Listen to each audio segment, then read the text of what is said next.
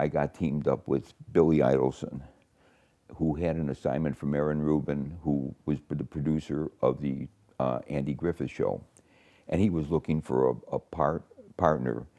And when I came out to LA, I made friends with two writers, two really gifted writers, Bill Persky and Sam Denoff. We became friendly. In fact, Sam was going through a divorce at the time, and he needed a roommate, and I needed, so I became his roommate, and we lived together. And anyway, Billy needed a partner, so they recommended me with Billy, and I worked with Billy. We did one show called The Shoplifters, and it was very successful. And then Aaron gave us 3 more shows to write. Aaron Rubin, who, by the way, was the best producer I ever worked for, just a wonderful man.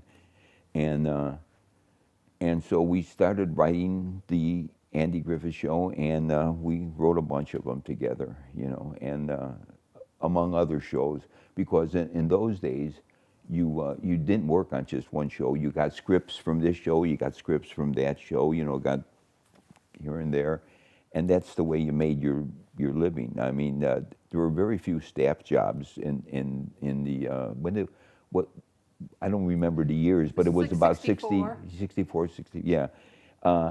What they would do on the show is you'd have a producer, you'd have a story editor, and then they'd get 3 teams of writers and they'd split up the scripts between them, And I remember we would go into Sheldon Leonard's office or wherever Andy was, and pitch, and come up with ideas, and then all the writers, there'd be 6 of us, and we come up with different stories, and then you had a chance to pick the story, the stories you want, and sometimes it worked out, sometimes it didn't, and it was really fun.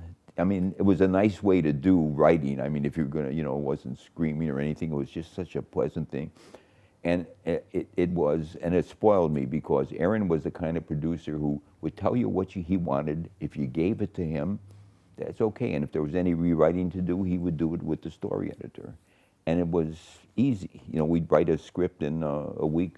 Sheldon Leonard had a bunch of shows, so he would pop in to see how you're doing here and there. He would get one idea, Sheldon. He was very creative. And he would go, he had like 3 shows on. He'd go to Dick Van Dyke, he'd go to Andy Griffith, he'd go to another show and pitch the same idea. The first one that took the idea, then he would come up with another idea while we were all coming up. And we did this about, 3 months before the show started shooting, we would get ready for production. Talk about writing for Andy Griffith and Don Knotts. Yes. Oh, I loved it. I loved it. It was really, they had a great relationship, and we would do we would do some of the routines that worked out so well, and they were 2 actors who made your stuff better. Sometimes you get into a situation where they don't make it better, but they did. They worked so well together. And actually what happened was that when Don left the show, I found it very difficult to write the show, and then when Andy left the show, it was almost impossible to write the show, and I didn't like it anymore. And also Aaron wasn't the producer. As long as Aaron was the producer, I wanted to work for him. Some of the episodes were things that happened in my life. I came from a small town, so that's, I think, the value of, I had that value to Billy and to the show. And I had an uncle who kept punching people in the nose. It was called The Punch in the Nose. There were 2 shows that I just loved. It was The Punch in the Nose. And my uncle would go around punching people in the nose. If he'd get mad, he'd punch him in the nose. The dog catcher came to take his dog, punched him in the nose, And he just loved to punch people in the nose. So Don, in the Andy Griffith show, Don uncovers a case that hasn't been solved, a punch in the nose, and nobody knows who was guilty, and he's going to open up the case, and it ends up with the whole town everybody's punching everybody in the nose, and it was fun. It was really fun. The other one I liked was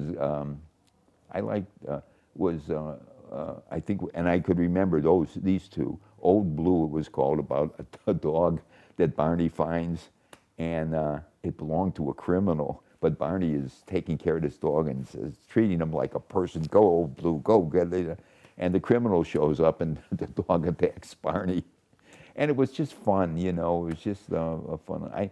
I did things like, I remember in sending away for seeds to grow plants and everything, and that's how you thought you were going to make some money, to go door to door selling seeds. And we did an episode of that where Opie gets the seeds, but he can't sell them and he can't pay for the seeds, and they're going to write him. And this is true. They would write you notes saying, we're going to sue you, we're going to do it. They wouldn't do anything, but it would scare a kid, you know, if you don't pay us our money, you know.